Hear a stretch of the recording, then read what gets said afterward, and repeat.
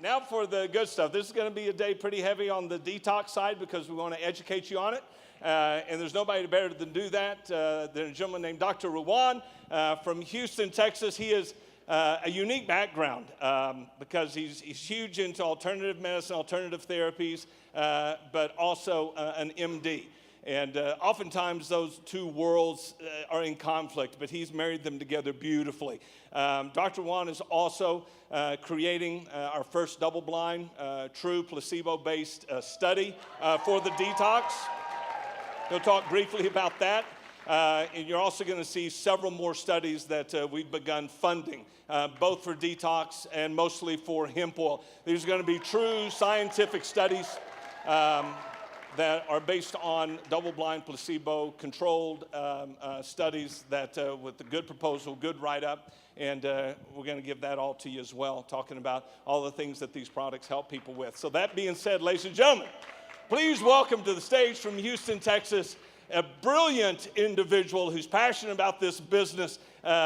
Please welcome Dr. Ruan from Houston, Texas. It's a beautiful day.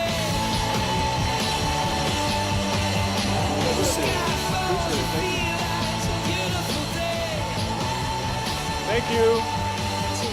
Thanks. That's really cool that the music just stopped. All right, everybody, you guys had a couple of talks this morning, so I just want everybody to stand up. And what you guys are going to be doing is a detox right now. Okay, I'm going to show you how to detox in about 15 seconds. Ready? Okay, so everybody put the hands wide. If you hit your neighbor, that's fine. Just, in strategic areas below, the breasts. And take a deep breath in and out. Oh, yeah. Now close your eyes. Take a deep breath in and out. Now what you want to do is jump once. Jump. Jump. Okay. One more time. Okay. And then this last jump, I want you to do the highest jump you've ever done in your life. Don't hurt yourself.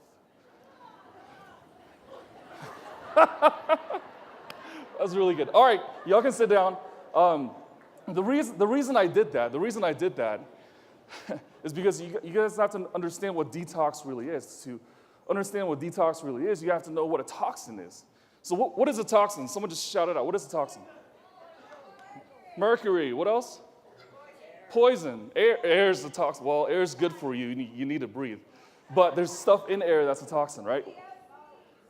That's right. Oh, okay, everybody's an expert already, so I'm going to fast track this a little bit. How about, who's in menopause? There's a lot of hands right here. Who's having a hard time dealing with menopause? Okay. Not me, but I have menopause. You guys have menopause. All right. So why did I mention menopause here? It's because your hormones can actually create a toxic effect within you as well, okay? And hormones can be toxic. Well, that's a natural thing, right? Our body naturally makes hormones, right? How can hormones be toxic? How is that even a possibility? Anybody know? Stress? Plastics. Too much cortisol. I'm gonna focus on the plastics, for example. All right, plastic, what is plastic?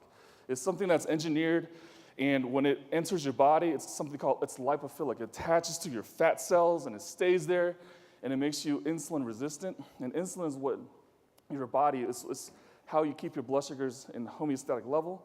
And when you become insulin resistant, your liver has a hard time breaking down estrogen and progesterone, has a hard time metabolizing specific hormonal pathways, so your hormones can become toxic secondary to some other toxin like bisphenol A or BPA in plastics. You guys seen the BPA-free bottles and stuff like that? Well, that's bisphenol A.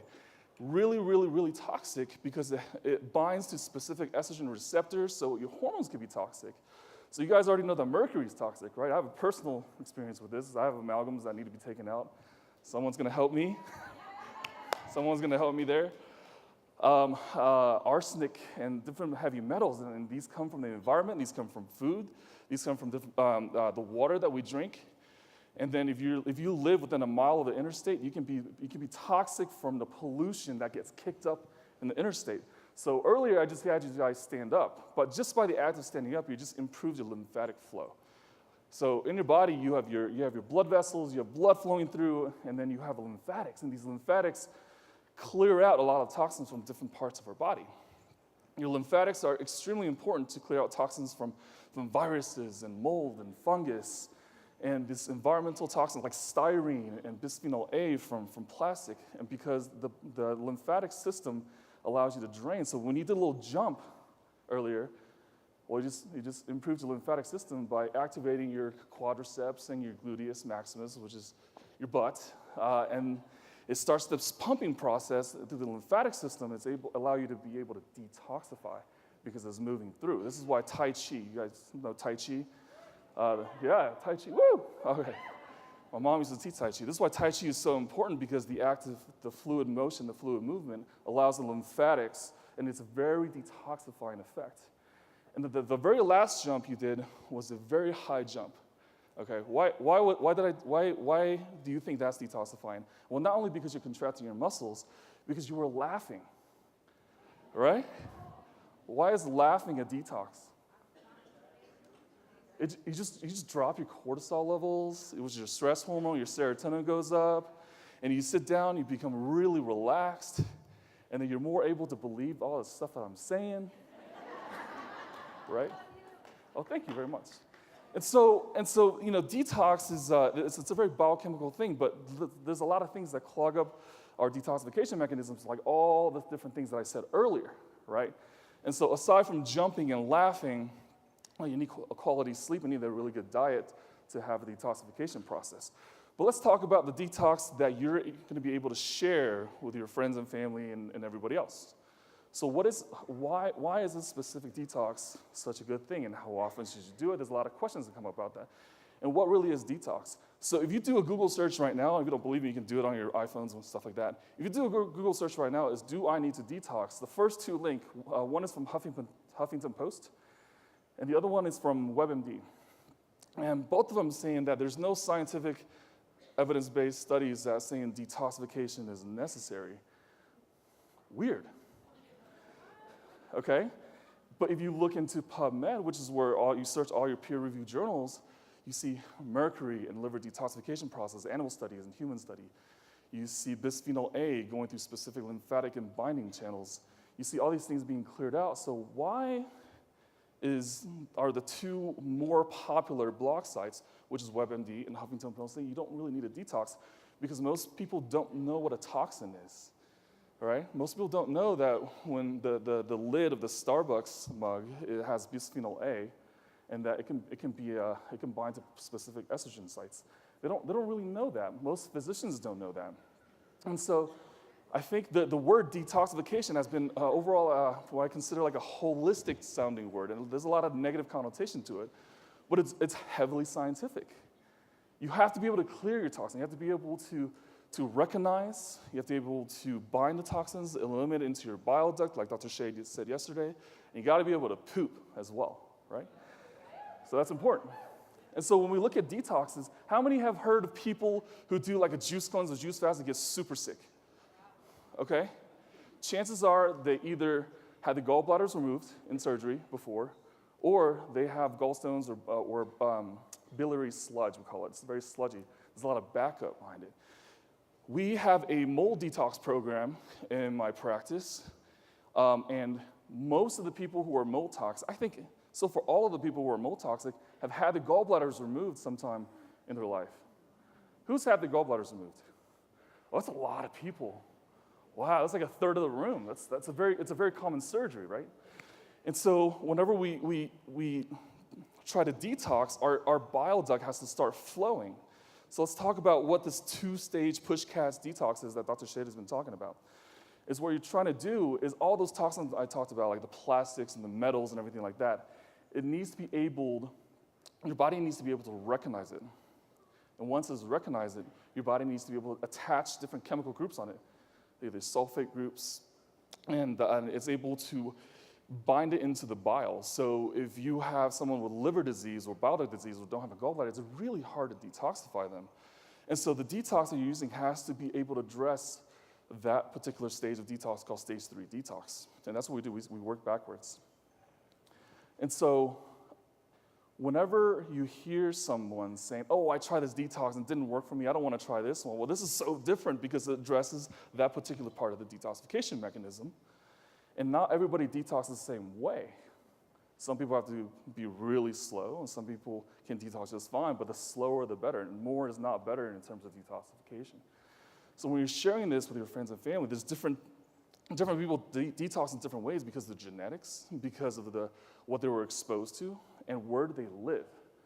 So there's a portion in East Houston, actually that's where Austin's from, where they are exposed to a lot of environmental toxins there from a lot of the petroleum byproduct and petroleum factories over there.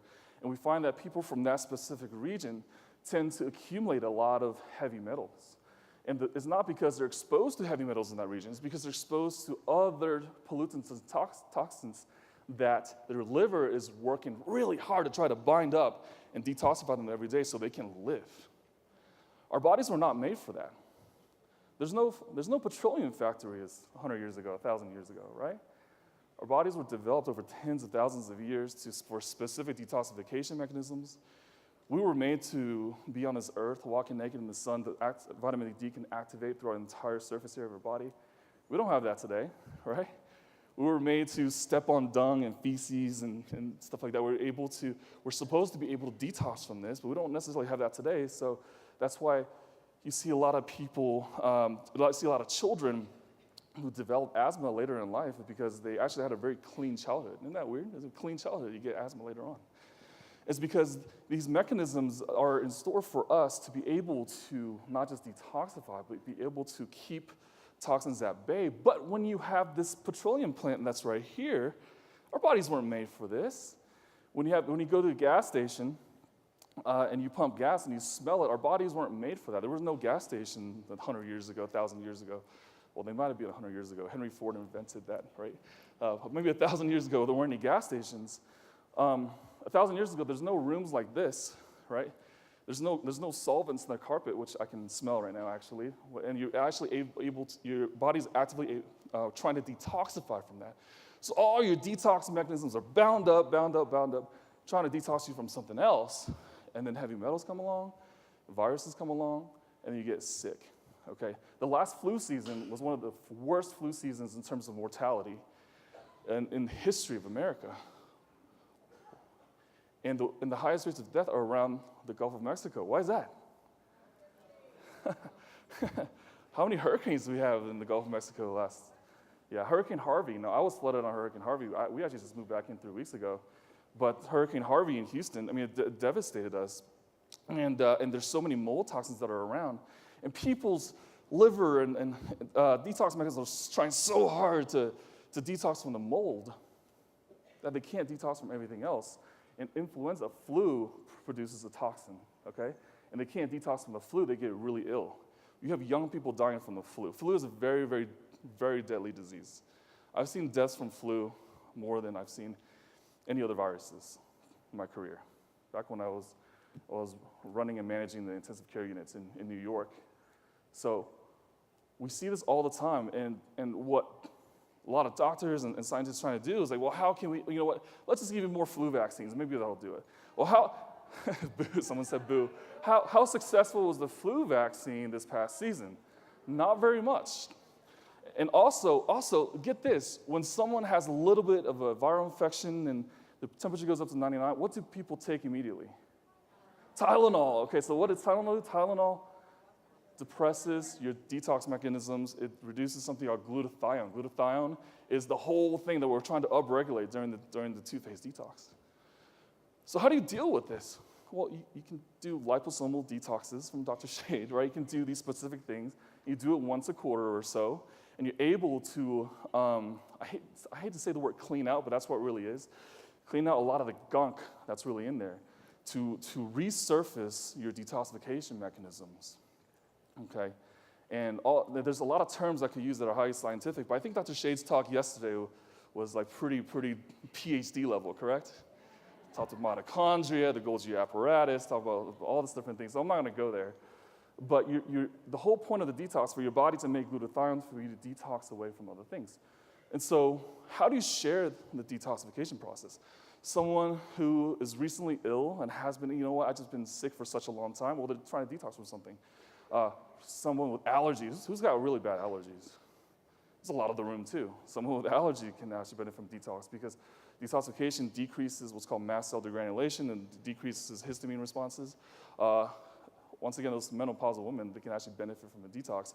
I had 2 women who actually started having periods again after a detox because they weren't supposed to in the first place because their estrogen receptors were bound up by all this gunk, right? And so, I know, it's weird. And then, I know. All right, I'm gonna pick on men for a second. Who's got man boobs? Raise your hand if you have man boobs. Man boobs are, they're actually breast tissue from estrogen-dominant men because men actually can't have detox mechanisms that break down a lot of the estrogen products.